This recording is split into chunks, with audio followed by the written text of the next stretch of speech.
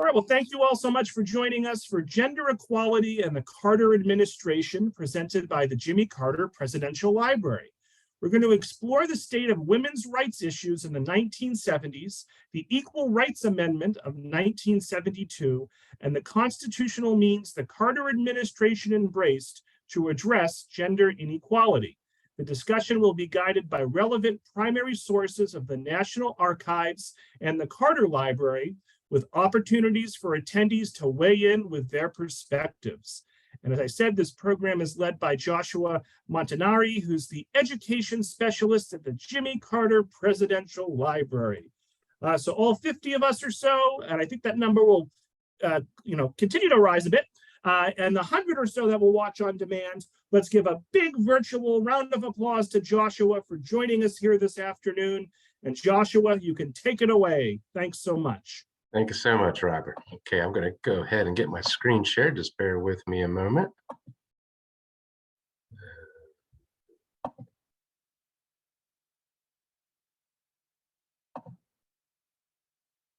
Okay. So as Robert says, I am Joshua Montanari. I'm the education specialist at the Jimmy Carter Presidential Library and Museum down here in Atlanta, Georgia. And today our program is Women for a Change, Gender Equality, and the Carter Administration. So this is a program that I've typically given to high school students, but I think it's also great for a general audience like yourselves. So we'll go ahead and get into it here. So today we'll be talking about Carter's 1976 campaign.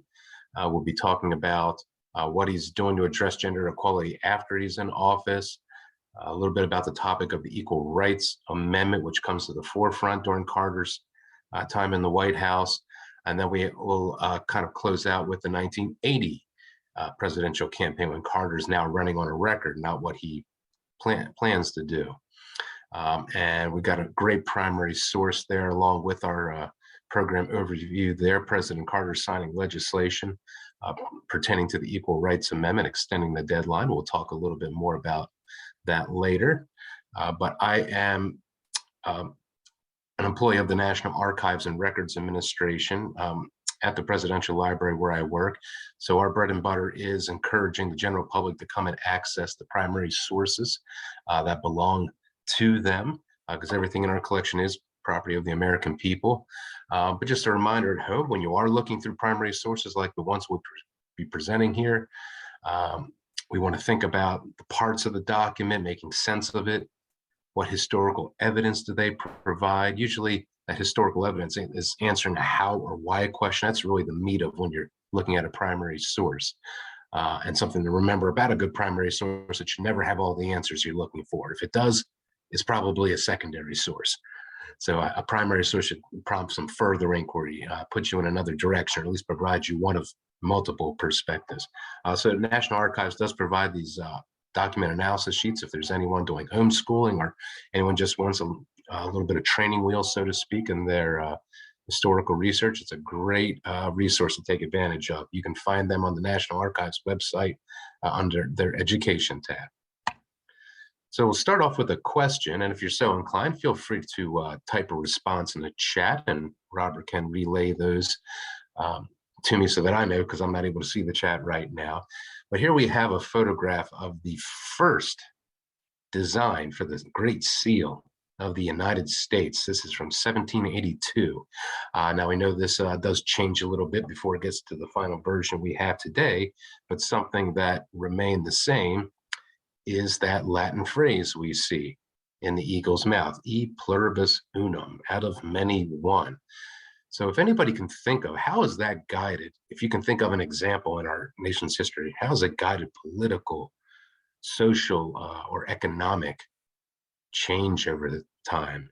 Maybe just take a minute to absorb that, out of many one. Think about what that means to you. That's what being a historian is all about, is seeing what something means to you, not just buying into what someone else's conclusion or opinion about something is.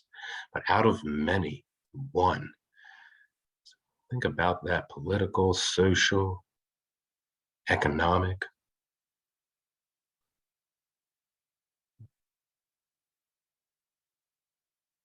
I mean, one thing that comes to my mind is maybe patents. When we think about economic, one American can patent something, and then that's there for the rest of the country to take advantage of, apply to their lives, for better or for worse. Any other, we getting So, anything in the chat? yeah, not so much an answer, but a comment from Patricia. I think the authors wrote for inspiration, but sadly, they didn't actually live up to this. Martha, when she hears that phrase, she thinks of perhaps the civil rights movement. Terry notes that individuals can depend on our one country for help. Okay. And those are great multiple perspectives, and I think all valid. Again, these are what you think. It's not some prescribed answer that we're looking for here.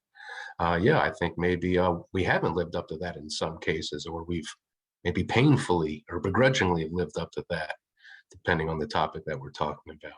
So that's just something to get the gears going, what we're thinking about here, because I do think it applies to our topic, because we are talking about gender equality and how the many people in our nation of different gender identities do we somehow come together with an American consensus on what equality means. So again, we're looking at the 1976 campaign. There we see Jimmy Carter and Walter Mondale, all bright-eyed and bushy-tailed. I think if you go to the same kind of poster motif in 1980, they look a little more tired, maybe a little under the weather after what they had been through in the previous 4 years. But we'll start actually with the Ford administration to see where we were at the time that Jimmy Carter decides to throw his hat in the ring for the presidency. So in the previous administration, women were accounting for 12% of appointees in the government. There was a female cabinet secretary, Carla Hills of Housing and Urban Development. Gerald Ford was an open supporter of the Equal Rights Amendment, seeking to put equality in writing in our Constitution. Let's see, he approves the Equal Credit Opportunity Act of 1974. You know, I think a statistic we'll bring up a little bit later maybe lends a success to that. Again, what we're talking about there, again, going back to a different time, definitely, is when women could not apply for credit, whether that's a loan, a credit card, without a male co-signer. Let that sink in if we have any young people in our audience by chance today. You had to have a man co-sign with you to get a credit card or open a line of credit, get a loan, get a mortgage, anything of that nature. So that's a kind of a big step forward there. I think that really affected half the country. I think we can agree on. And then something as a gesture, he does sign a proclamation on Women's Equality Day in 1974. But again, drawing our attention to the primary source here, I think that old adage kind of rings true. A picture's worth 1,000 words. And here's Ford with his National Security Council. This is, I believe, with the fall of Saigon in 1975. And we do not see any women in that room, despite maybe Ford's best effort at representation in the government.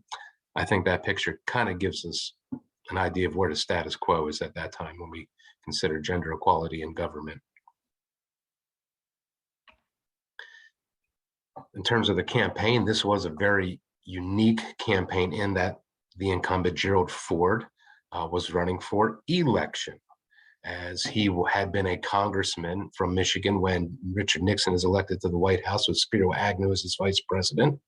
Agnew gets in a little hot water with his taxes, resigns the vice presidency. Gerald Ford from Michigan, a congressman, is appointed vice president. Nixon, believing he is about to be impeached, resigns. We then have the first president in U.S. history, neither elected president or vice president. But I think these two primary sources here, campaign button, campaign poster, really show the contrast between the Ford campaigns and the Carter campaigns in 1976. We see Ford there, taking on the persona of Fonzie, Fordsy, maybe appealing to that Happy Days crowd, beckoning back to the 1950s, maybe the way things, as many folks perceived what they were, the good old days, happy days are here again. Jimmy Carter, on the other hand, is I guess, going a little more pop culture. He does get called by Rolling Stone magazine the rock and roll president. He would introduce himself oftentimes as this. You see that advertisement on the right there, on stage at Allman Brothers concerts. He was also really close friends, people like Willie Nelson. He quotes Bob Dylan in his inauguration speech uh, in 1977. So we definitely do see a difference here between the tones of these campaigns, maybe one looking back and one a little bit could be characterized as progressive. And when we look at the results of that election, Jimmy Carter gets 52% of both male and female voters. So naturally, Ford gets 48% of those. So we do see equal percentages in each campaign as far as their support. Jimmy Carter's electoral college victory, not anything near what we would call a landslide, 297 to 240, relatively close. But women do comprise more than 52% of the total voter turnout. So we do have more women right now at this election, this point in history, participating in our democracy than men. And something many historians would attribute to the controversy of Watergate, a lot of people losing faith and credibility in the government. And then this last statistic, it seems a little confusing at first, but if you just follow me here, more people voted in 1976, so the total number of people voting was more than any other previous election. However, voter registration was also at a high. And so when we consider overall voter turnout, again, kind of lending some credence to the impact of Watergate, voter turnout is down 10% if we go back to 1964. So we do see a downward trend of overall participation in democracy, but we do see an increase in women participating. So maybe they are going to have a little bit more to say in a Carter administration. So we'll talk about now Jimmy Carter taking the oath of office, as we see happening in the photograph to the left on January 20th, 1977. Quotes both his high school principal and Bob Dylan in his inaugural speech. Nice balance there. So it's good to get a constitutional foundation. And so when we look at constitutional solutions that were available to President Carter, naturally, these are the constitutional solutions available to any president of the United States. And these are the basics. Congressional legislation covered in Article 1, Section 1, which is subject to approval or veto by the president. So Carter would have a role in any legislation that's passed by Congress. Naturally, he's free to try to influence any of that legislation that's in the works. Executive action, something very broad, which is loosely defined in Article 2, Section 1, as powers not relegated to other branches nor explicitly denied to the executive. And then one I think a lot of presidents take advantage of to kind of show their support, whether it's for gender equality, diversity, any number of various stakeholders in our country, presidential appointments. Article 2, Section 2, talking about ambassadors, public ministers, consuls. Also, I believe there talks about the president also accepting those of other nations, although I don't have that listed there. So these are basically the nuts and bolts of what any chief executive of our country has at their disposal to address really any issue, not just gender equality. So we're going to start with basically some executive action. Again, this is something a president can do more or less unilaterally, does not need the approval of Congress, not something that really takes the place of legislation, though, so to speak. So this is just one example here. Carter creates a task force on women business owners. Again, recalling that Ford had passed that Fair Credit Opportunity Act. So now we have many more women at the helm of businesses, starting those businesses, because they now can legally do it independently and on their own. He does begin appointing prominent women in business to his administration, like Juanita Krebs. We'll talk about her in a little bit. I think at that point she had been a CEO of IBM. The number of businesses owned by women rises from 1.9 million in 1977 to 2.5 million in 1980. So that's a one-third increase, 33%. So that's a very tangible statistic and record right there that we see. And again, I think that's something we can attribute to the Ford and the Carter administration together with actions that they both took. So we have a primary source here, again, illustrating what we're talking about, Jimmy Carter addressing the task force on women business owners. I do have a link here with Carter's full remarks on that day. And again, I'll provide a PDF of this slide presentation to Robert that he can distribute to everyone, because I do highly encourage folks to do a little more independent investigation and inquiry, which we just don't have time for in our slot today. But that's something I highly encourage you to check out on your own time. So again, building on the work of the previous administration, Carter expands membership of the National Commission on the Observance of International Women's Year from 35 to 45, so 10 more members added to that, and again, an executive order, not something taking the place of legislation. Then when it expires, he does something that's very typical of most presidential administrations. If there's a popular program, task force, what have you, and its congressional statute expires, typically they renew it and give it a slight change in its name. So for a lot of us, maybe it slips by and they can claim it as their own new original thing that they've done. So I think Carter maybe does a little bit of that political maneuvering here. He basically renews that task force, but now calls it the Advisory Committee of the International Women's Year, but more or less same committee. And we see that committee meeting here in this primary source at the White House. Carter there at the table.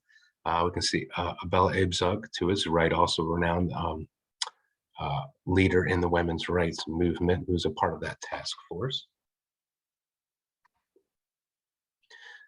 So here we can see a actual language why that executive order was just issued. The Interdepartmental Task Force is designed to promote equality for American women by ensuring that the needs of women are recognized and incorporated into federal policies and programs. So really it's an advisory capacity. Has up to 30 members, and it really has a liaison here, Sarah Weddington. Carter appoints her. We see her photograph on the White House news document there.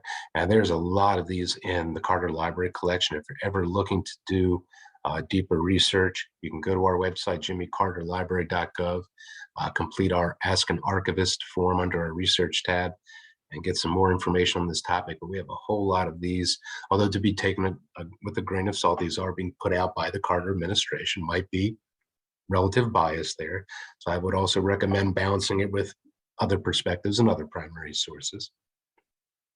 So this is really how the White House is communicating their efforts to address gender equality. And Sarah Weddington's really the White House face of that, the liaison to the American people. Some other notable appointees, Midge Costanza, Assistant to the President for Public Liaison, big advocate for women's rights. She was also a big advocate for LGBTQ rights, or gay rights as they were known at that time.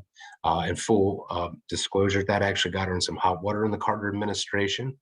They were, at that time, I think, were trying to get women's rights not to be a fringe issue, to get them gender equality to be accepted as a mainstream idea in society. And I think when Midge Costanza was really being outspoken for LGBTQ rights at the same time, I think the Carter administration saw that as detrimental to their goal of getting women's rights commonly accepted at that time. But, maybe history has vindicated Midge. Juanita Krebs, as I mentioned, had been CEO of IBM. She is the first woman appointed to be Secretary of Commerce, and I believe the fourth in U.S. history to be appointed to a cabinet altogether. And then also there is Patricia Roberts Harris. We see her portrait painting there. She was Secretary of Housing and Urban Development, also Secretary of Health, Education, and Welfare before reorganization. You may know that Carter reorganizes the government a little bit, something he was known for doing as governor of Georgia. He establishes the Department of Education, but she is the first woman to serve in two cabinet capacities. She's also the first woman to be in line of succession to the presidency. So I think that's something worth noting. So we do see some representational strides being made in the Carter administration. But probably no other area is impacted more than judiciary appointments in the Carter administration. When we think of diversity, I believe the Carter administration appoints more women and people of color to the federal judiciary branch than all previous 38 administrations combined. So let that statistic sink in. More people of color and women than all previous 38, going all the way back to the Washington administration. That's quite a record, I think, to run on in the promotion of diversity. But again, we can see primary source on the left there. Again, White House News on Women document. As I mentioned, we have a lot of these in our collections, communicating what Carter is doing in terms of the federal judiciary, showing all of the different women he's recommended, that he's supporting there. And in the photograph on the right, we see a very notable appointee of his. Jimmy Carter does appoint Ruth Bader Ginsburg as a federal judge, not as Supreme Court justice at the time, but this would be seen by many to propel her into the national spotlight to eventually be nominated by later President Bill Clinton, and she is then confirmed. So that's something that we see the ripples of. So maybe all of these changes don't happen within the Carter administration, but it does set the stage for it to happen later down the road. So he's definitely making an impact with the powers of the presidency, that power to appoint provided for in the Constitution. The 1977 National Women's Conference was a really big deal at that point. A lot of people's radars there, supported by multiple first ladies. We can see in the photograph there, Rosalind Carter, Betty Ford, Lady Bird Johnson. Maya Angelou is there. When we look at this photograph at the microphone, there's Bella Abzug, who we saw in that photograph with Carter with the Women's Task Force meeting at the White House. And this really, they kind of come together to really create a women's declaration, which is read aloud by Maya Angelou, and the Spirit of Houston, more or less, you could say, outlining where they collectively saw women's rights at that point in time and going into the future, really laying out the blueprint for what they expected to come. Also see that torch, they held a torch relay from Seneca Falls, New York, to Houston, where this was happening. So kind of in the vein of the Olympic torch carrying, to raise awareness of it wherever they went along that route. So getting back to constitutional means, we can legislate change if Congress passes a law and the president agrees with it, signs it. One of those that Carter does sign is the Pregnancy Discrimination Act. So again, having to transport ourselves back to a different time, much like Ford signing that Fair Credit Opportunity Act. At this point in history, before the signing of this law, if you are a woman and you become pregnant, that is grounds for dismissal. It's not automatic, but any supervisor, boss can invoke that because it is just assumed by society at large that if you are pregnant, that obviously is your one and only priority, to be a mother, to be a caregiver for your child. You cannot do that if you are working a job, whether that be part-time or full-time. So it is not until 1978 that Jimmy Carter puts an end to that discrimination. And basically the way they work this through Congress is it is an amendment to an existing piece of legislation, the Civil Rights Act of 1964. And so no longer would the folks we see in this picture have to fear for losing their job because of their status as being pregnant. And now I think we would come to accept that women can do multiple things. They can multitask. They can be good parents. They can be effective wives, homemakers, if that be their desire, and also have children and hold a job down. So we'll shift to the topic of the Equal Rights Amendment, because this becomes a really big deal in the Carter administration. Again, it does not begin in the Carter administration. This is something that I guess really gained steam in the Nixon administration, continues into the Ford administration, and then comes to the forefront in Carter's time in office. Again, I mentioned that relay from Seneca Falls, New York to Houston. We see that in action here in this primary source.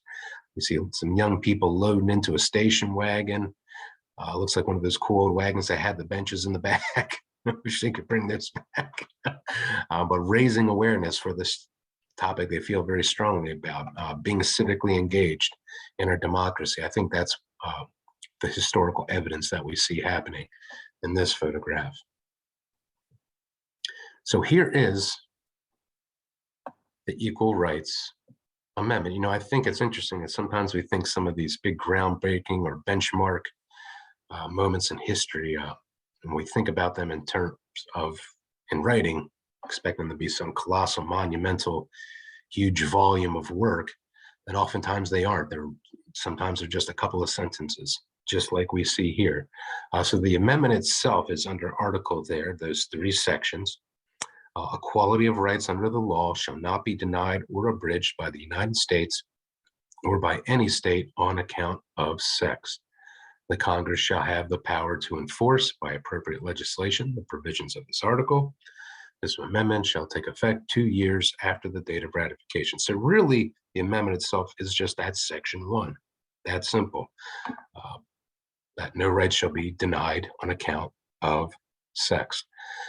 Now, the controversy with passage of the amendment falls with that paragraph above. So we see that here on paper, in writing, this is what Congress sees. When it goes to the states, that paragraph resolved by the Senate and House representatives of the United States, that is not included on what state legislatures are voting on that. So that creates a little bit of controversy in the passage of this amendment. So just a refresher for what it takes to get a constitutional amendment passed. Not sure if we'll see one of these happen in our lifetime, given these stringent requirements, but I guess our forefathers in their wisdom really wanted to make sure a good number of us were on board with any changes to the document that they created to govern our nation. So let's see. First off, proposal must be passed by 2/3 majority in both houses of Congress, which we all know. I think we could look at our recent debt limit deal that was just signed into law by President Biden.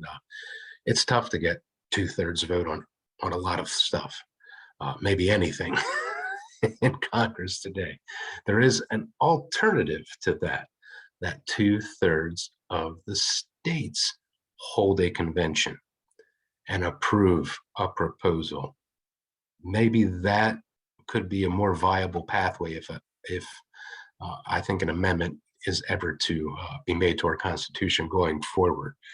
And after that is done, then you need 3/4, or 38 of the 50 states to ratify this. And that means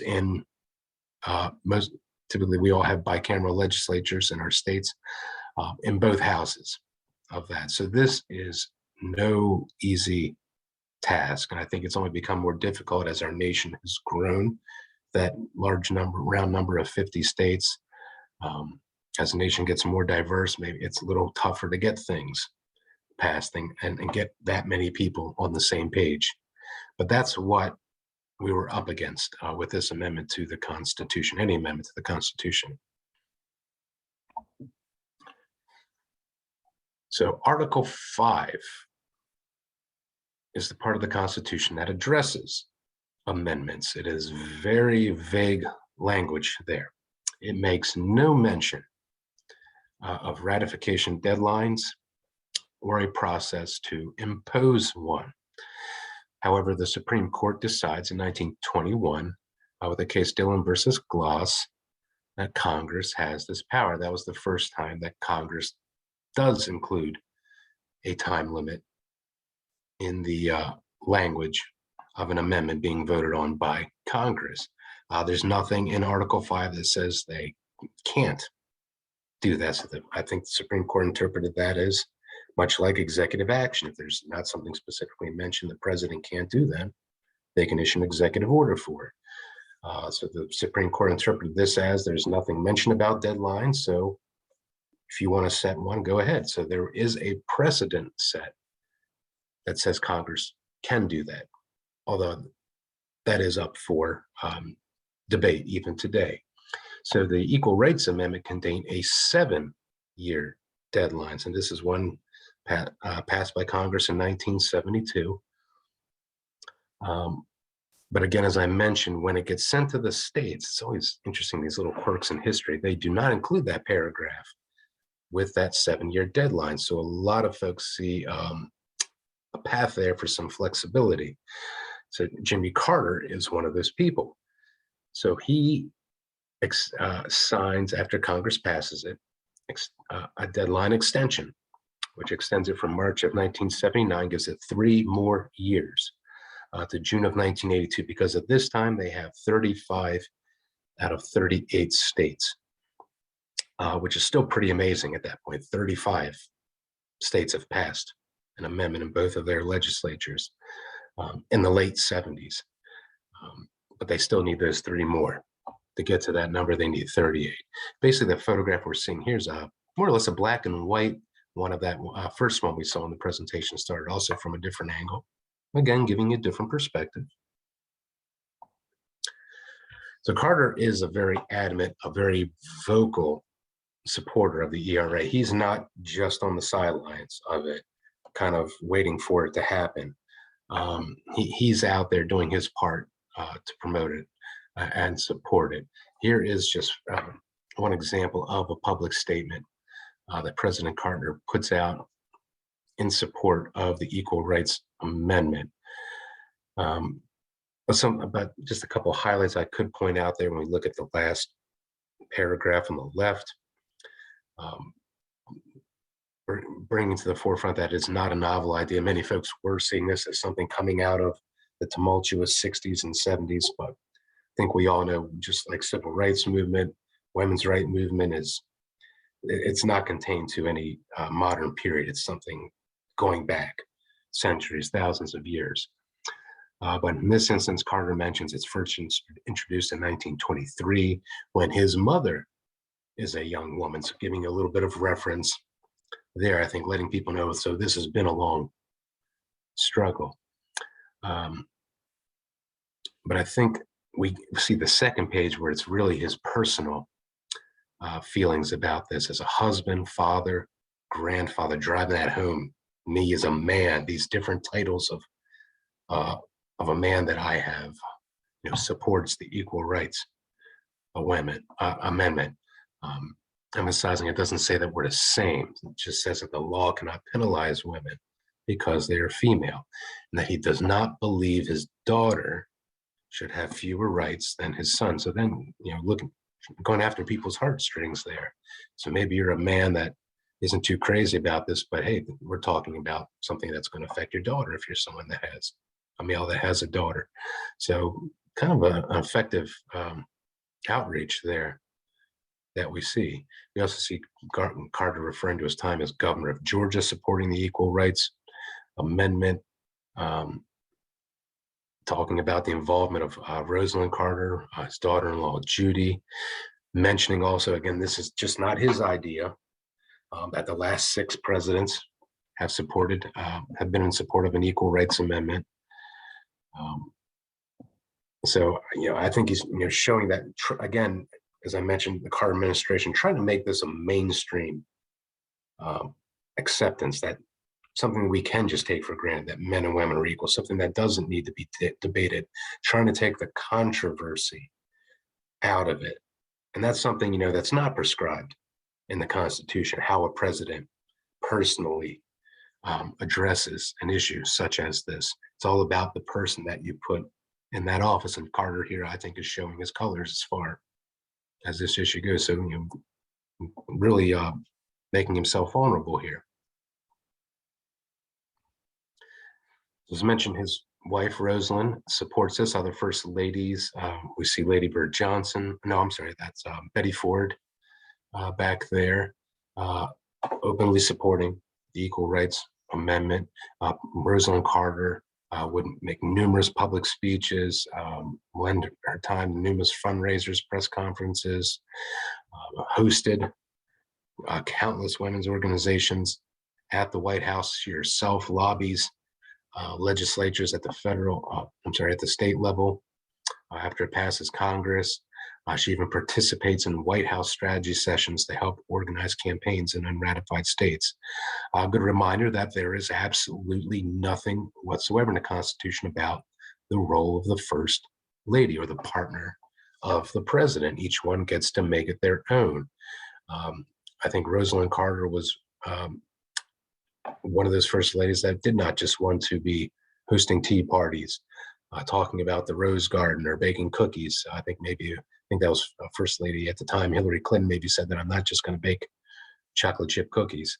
She was very vocal, was a regular participant in President Carter's cabinet meetings. We do have numerous photographs in our collection of Rosalind Carter there with her husband, Secretary of State, National Security Advisor, Vice President, and there's the First Lady in the same room.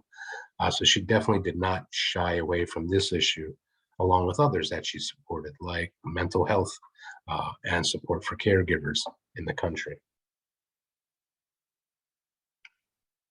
But I don't want to give a completely one-sided presentation here on the ERA because it does not pass, and that's because there was a lot of folks in our country that did not support it. We can see this person on the right side here working for the Stop ERA organization. You can see that passion in their face, that they're very much against this. A lot of women did feel that it could potentially threaten rights that they did have and had worked to secure, mostly at the state level and through federal legislation. And they thought it could potentially go away if there is something in the Constitution saying women and men are unequivocally equal. We have a letter on the left from Phyllis Schlafly. This is not during the Carter administration, but giving you some insight into the reasons why there were women at the forefront of opposing the Equal Rights Amendment. We see this letter, getting to the meat of it, that she says, I have a daughter who will be 18 years old in a couple of years. Will you please tell me how you can assure her that her personal liberties, not to be required to register for the draft, which are presently guaranteed under the Selective Service Law, will not be abridged by ERA? So there's a couple good points there. The Selective Service Law, so to point out, it is a law, it's something legislated. So in fairness, to balance that argument, if Congress agrees and the president signs it, they can modify that at any time they want and say that women have to be in the draft. However, if the Equal Rights Amendment is ratified, that might be out of their hands, and it could be a challenge put forth that would mandate it outside the authority of Congress to include women in the draft. So there are some legitimate fears there, and we just see one example of that here. Other examples, labor law protections that they had at the time could be questioned. Women typically received alimony during separation and after divorce. They believe that would be jeopardized. If they're equal, then maybe a woman who had been a homemaker her life and did not have professional working experience all of a sudden would be told, you don't get alimony because you should just be getting a job like your husband has. But then again, if she's got children, are they gonna, would she be hired? Thanks to Jimmy Carter's Pregnancy Discrimination Act, maybe she would. But again, there's that fear. How am I going to get a job if I've just been a homemaker? Maybe I'm not going to get that alimony. Also, again, when we talk about separation and divorce, there was the tendency for women to win custody of children in divorce cases. And that was something they believed could be jeopardized if an equal rights amendment law is passed, that maybe that would be more complicated deliberation to determine that, with them potentially on the losing side of it. So there are legitimate arguments and fears that factor into opposition, particularly that from women, against the Equal Rights Amendment. Through it all, Jimmy Carter remains an ardent supporter of it, despite the uphill battle that they're facing in that 3-year extension to get those last 3 states, because this really becomes complicated as we have more elections and legislatures switch hands and parties, and new members come in with new priorities. But here we have a paragraph from President Carter. We've got to divide up the responsibility. We've got to organize our own forces effectively. We've got to share information. We've got to put aside the inclination that we all have to find a scapegoat on which to blame a temporary setback. We've got to share information about progress, and we need never to be deterred. Our course is a proper one. Our time is right. And I predict that next year we will win. I'm determined to do so if you'll help me. So he's very, very optimistic about getting this passed. So here is a map showing you just how complex ratification of the Equal Rights Amendment of 1972 was. So all those green states, those are states that ratified. That's the 35 states, both houses. We look at the 11 states, a good chunk of them in the Southeast, Utah, as well as Utah and Arizona, not ratified in either house of those state legislatures. Those are 6 solid no's. Then we look at 5 states in light blue, also primarily in the Southeast, only passed in 1 legislature of their state. So it didn't make it to the finish line, getting passed in both. Then we look at the 4 in the burgundy and the red colors there. Ratified, then revoked before the 1982 deadline. Nothing in that Article 5 of the Constitution that says states can't change their minds about ratifying an amendment. Also, nothing saying that you can change your mind, also that you can't. So again, one of these constitutional debates that we have. Further complicating that, if we go back to that Glass versus Dillon case where the Supreme Court says, well, there's nothing that says Congress can't set a deadline, so I guess they can set a deadline. Well, these were states that did not recognize that as a valid argument. So Nevada, Illinois, Virginia, they go ahead and ratify after the deadline because they do not recognize its validity. And then one lone purple state, North Dakota, kind of taking from the argument of Nevada, Illinois, and Virginia, they had ratified it, but revoked it after the 1982 deadline. So that it's really a mixed bag of results here. But ultimately, the bottom line was they do not get to a clear-cut 38 states amidst all these complexities at that 1982 deadline. That seems to be what is recognized by the Supreme Court up to today. So really not cut and dry, and definitely not a lot of shades of gray, so to speak, in this ratification process. I think because of the vague language of Article 5 in the Constitution. But then again, we go back in history, it's vague language that sometimes gets us to the finish line, and maybe we figure those things out later. Just seems to be what the forefathers' intent was. So here's a question for everyone. Are state or federal laws an adequate substitute for a constitutional amendment? What do you see as the advantages and disadvantages of each option? So if anybody wants to get into our chat, we'll give you a minute there. if you want to address any part of that, if you want to talk about the state laws, benefits, disadvantages, or the federal laws, or arguing on why a constitutional amendment, something like this maybe is the ultimate solution, feel free. And judgment-free zone. This is people's opinion. It's what you think. There's no right or wrong answers here. Just looking for some engagement. So go ahead and put your thoughts in our chat. I'll give you a minute there.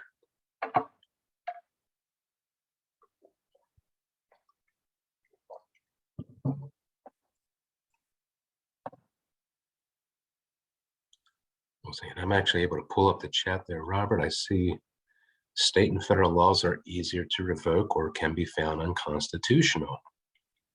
Great point.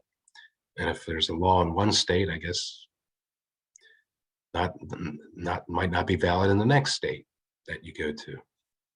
See, Patricia's point out laws can be overturned, Roe versus Wade, right? Even once the Supreme Court has ruled on something, that can be, these can be overturned, depending on the makeup of our court, depending on what parties we elect to power. See, Terry Jones says, as stated, there's a low chance of everyone being on the same page. So federal law appears better. Maybe that's the strategy for our time with increased polarization. Again, thinking about first having to get 2/3 vote in both the House and the Senate, which, we barely get to 60 votes in the Senate on most things. That's a tough hill to climb before you have to get 38 out of 50 states. So maybe federal legislation is a valid path, or call it a stopgap solution possibly, or state laws. Inconsistencies from one state to the next can make travel and work really difficult, right? We have labor laws in one state that don't apply in the next, just like any law. Right, so it does maybe give us a complex hodgepodge of rights when we think about, especially when we think about state laws. Federal laws can kind of function like a temporary amendment, so to speak, but again, as we've mentioned, they can be overturned, they can be changed, they can be modified. Supreme Court can jump in and nullify. So yeah, I think constitutional amendments might be the most secure way to ensure a right is enshrined and respected, but probably the most difficult to get to. All right. Thank you very much for joining the chat there, folks. I really appreciate that. It's nice not doing all the talking. Okay, so let's see. So 1980. So now Carter is no longer a candidate talking about what he would do. He now is an incumbent who is in the position of having to defend their record about what they have done and still talk about what they would do in a second term, things they haven't gotten around to. I know Jimmy Carter definitely had a lot of plans for the 80s that he doesn't get to see to come to fruition. But this poster we see on the right from the Carter Library collection, I think if you're trying to reach female voters, that might be a really strong piece of evidence showing them that you are advocating on their behalf. We see this poster of females appointed in the Carter administration. One notable one I can point out, if you go up from the bottom 3 rows and 4 to the left, so 3rd from the bottom, 4th to the left, we see someone, Hillary Rodham. So that would be future First Lady, Secretary of State, President, United States Senator, and major party presidential candidate Hillary Rodham Clinton does get a job in the Carter administration. Okay, so here are some figures from the Carter administration. See, from talking about women in public offices, a fact sheet that the Carter administration has pointed out. Again, I would encourage anybody after the program, feel free to try to cross-reference these, because again, you do want to take everything with a little grain of bias. This is something from the Carters advocating on behalf of Jimmy Carter in the 1980 election. But you do see some, according to these statistics, some important developments. Again, federal judiciary was probably the place Carter had the biggest impact. Let's see. 4 women Court of Appeals judges out of 97, 14 women district court judges out of 417 state legislatures. So we do see participation, not just at the federal level, but we see it more so at the local and state levels. I mean, I think this is a big tangible figure here, how maybe these national issue of the Equal Rights Amendment maybe trickles down. We see involvement of women in state legislatures increasing, more than doubling from 305 or 4.1% to 767, 10.3% in 1979. So in that decade alone, women involved in their state government and the members of their state legislatures more than doubled in that time. Statewide elective and cabinet offices, increased. This is within, more or less within the Carter, across the Ford and Carter administrations, from 10.3% to 10.7%. Let's see, we have a few more here. Let's see. Again, local office. So again, national issues having that impact at the most local level. 1977, 9,930 women composed 7.8% of officials at the local level, compared to 5,931 in 1975. So just in that 3-year window there, almost doubling the number of women in local offices. Again, at the Carter administration, so Ford had 12% of women of his administration were females. Carter administration inverts that number, makes it 21%. So that's a 3/4 increase. So that's a very substantial thing to run on in terms of women's rights. And again, Carter administration was the first to have 2 female cabinet members at one time. That was Juanita Crepes and Patricia Harris. And again, worth repeating, Patricia Harris is appointed to a second cabinet post during the Carter administration. Again, overall, we just look at office holders at the local, state, and federal level. More or less, the number is doubled between 1975 and May of 1979. So within that time of the Carter administration. So there's definitely a tangible record to run on that Carter can, either directly or indirectly connect himself to when he's running for re-election in 1980. And so we think back to the Fordsy campaign button, and Carter was really going more of that pop culture route, which was kind of balanced with a man of the earth, where there were a lot of commercials of him, on the farm in Georgia.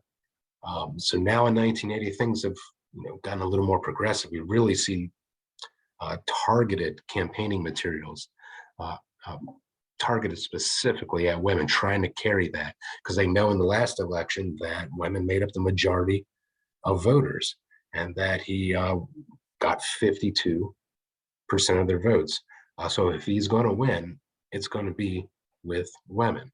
So I'll go ahead and play these 2 commercials just to give you an idea of how that strategy maybe had shifted, how we see women coming more into focus in the re-election campaign. First one, we've got a familiar face for many folks, Mary Tyler Moore. And we'll get our retro countdown into both of these videos.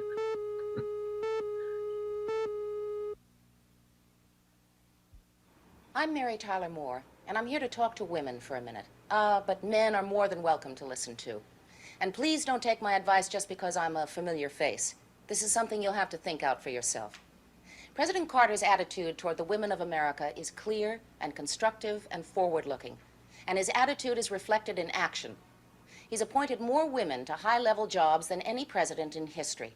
He's been consistently in favor of any legislation that would give women equal rights. Nearly half this country's women now work outside their homes, as I do. In fact, we've become a nation of 2-job families. And President Carter wants our women to be able to cut through the years of disdain and delay to get the guarantees in the home and in the world that they need.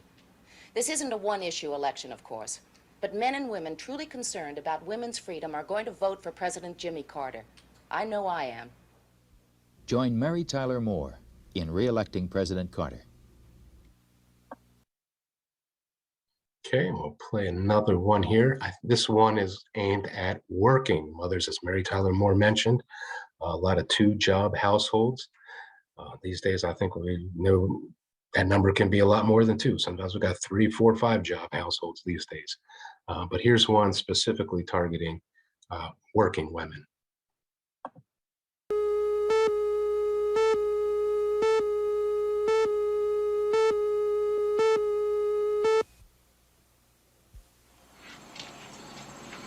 There are more and more women who are in the same position that I am in, and I think it's very important that a woman be able to support her family, because it's happening more every day, that's a necessity.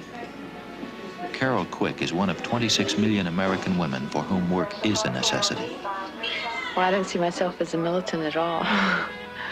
I just see myself as a supporter of my family. I think that President Carter has definitely made an awareness of women for the nation, and he's done many things that I feel are for working women. I mean, a lot of women are married and work and are contributing to their family, and I think they deserve equal rights as well. Yeah. This is why I support President Carter, because I personally feel like he supports me. So that was really kind of a loaded ad there. I mean, my interpretation is I think this is maybe a single working mother, because we see her not just at the job, but we see her covering all the bases at home as well.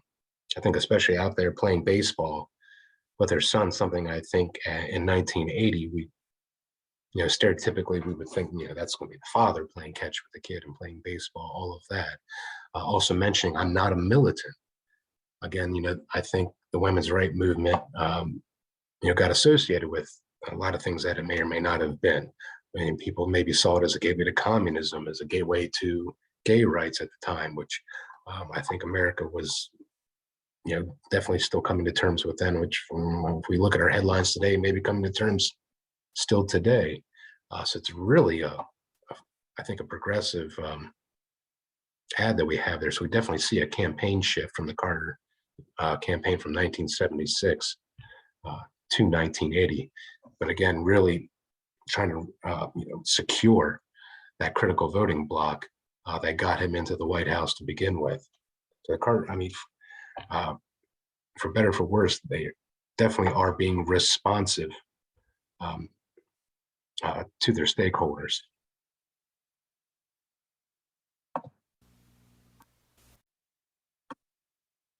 Okay, so here is an excerpt from what was called The Record of Jimmy Carter. Again, this is something that was produced by the Carter administration, again, so take it with a grain of bias here. Highly encourage folks to look for other perspectives or other sources that can support and cross-reference what you see here. But when we look at their work with equal rights and protections, again, that extension for 3 years of the ERA, they put that right at the top. Let's see, when we think about senior management, appointment of more Blacks, Hispanics, and women to cabinet, sub-cabinet, White House, and other senior management positions than any other president. Judgeships, appointment of more Blacks, Hispanics, and women, all previous 38 presidents combined. Again, that's, I think, a really huge point to run on there. Minority businesses, tripling of federal purchases. So here's concluding discussion, because we are at 3 o'clock here. This is a question I ask students. Again, there's no right or wrong answers. I'm not looking for one perspective or the other here, though I might offer a question, a subsequent question. Do you think it is important for the people serving in our government to reflect our nation's diversity, whether that be age, sex, ethnicity, skin color? Why or why not? So let's go to our chat. This is what we're going to close out our program with here today, just to get some dialogue going with everybody, see what's on people's minds. Again, no right or wrong answers here. This is what we think. It's what history is all about, interpreting the primary sources that we see. Let's see. Patricia says it's important to have all perspectives included in the discussion. I think that's a valid point. Maybe if those people that are affected by certain issues and topics we see them in government, maybe if you identify with them, you feel better about decisions being made. See, Terry Jones says, of course, without those perspectives at the table, we are not represented.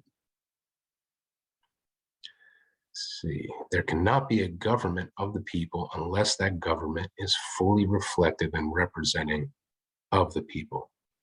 So I guess coming full circle, that e pluribus unum, if we want to be out of many one, we need to have those many in our one government. And maybe that's the argument that's being made here.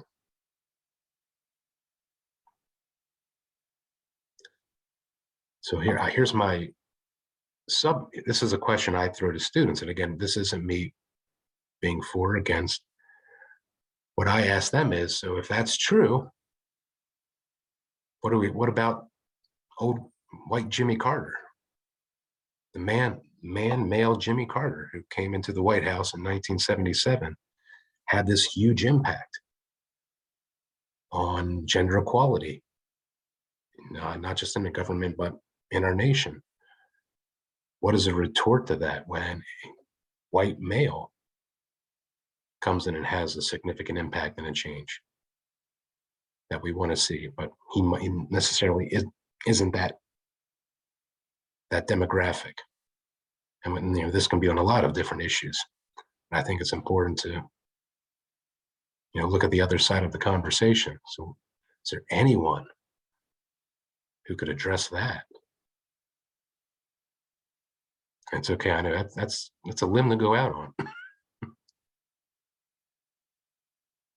So you can argue that he helped. Let's see, my thing went up a little bit. Let me see. You can argue that he helped pave the way for those to come. At the time, there was no way a woman or person of color could be elected. Yeah, people had tried. It definitely was it's an uphill battle for a lot of old white men at that time, let alone a woman or someone of color. They had tried. See, a white male hired me. Only he was willing to bring women into the picture where I worked. So Terry's showing that, she had somebody in her life, a personal experience where it wasn't a woman that made the things happen, it was a man. Oh, yeah, he also wasn't exactly all the time. My apologies for, maybe I was being a little ageist there. My apologies for that. Yeah, Jimmy Carter would have been 53, I believe, when he assumed the presidency. So he's middle-aged. I guess I'm used to framing that because I'm usually talking to school kids. Age 53 definitely feels old for that demographic.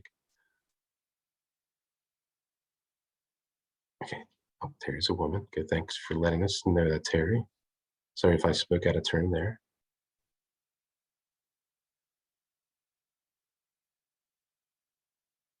So what do you think, Joshua? Did you address most of the comments and questions in the chat? I think so. And I think like our folks are saying there, that maybe you don't have to be that person. But something tells me Jimmy Carter wouldn't have been as worried about these if he didn't have those people in his administration, if he wasn't paying attention to the pulse of the nation. So, I think it goes both ways, that because of people being civically engaged, it got that person to change. So it wasn't, I think the changes Jimmy Carter made, they weren't all self-initiated, I guess you could say, that they were motivated by women being politically engaged. But yes, as I said, we want to balance the conversation here and, address some of these tough issues, because, that's what we hear when we hear opposition to it. It's not necessary because, a white president can get this done, and federal laws can address this and that. So I think it's important to have these conversations and really see what people who agree with us are saying, and more importantly, what people who disagree with us say about issues. And so I really want to thank everyone who took time to participate and put their thoughts out there. And that's definitely not easy these days. We do have tougher times having civil discourse, but I'm so glad that we could have it here today. So thank all of you for that. Yeah, so folks, let's give Joshua a big virtual round of applause for educating us this afternoon and for making us think. And thank you for asking some consequential questions. Say that 5 times fast. Folks, look for an email from me tomorrow with a link to this recording, a link to a feedback survey. Also, I will share the slides when Joshua gets those to me. And there'll also be information about some other upcoming virtual visits with presidential libraries. So very much looking forward to those. So thank you all so much. Thank you, Joshua. And I hope everyone has a great rest of their day. Thank you very much. Take care, everyone. Yeah, you too, Joshua. Thanks so much. Okay.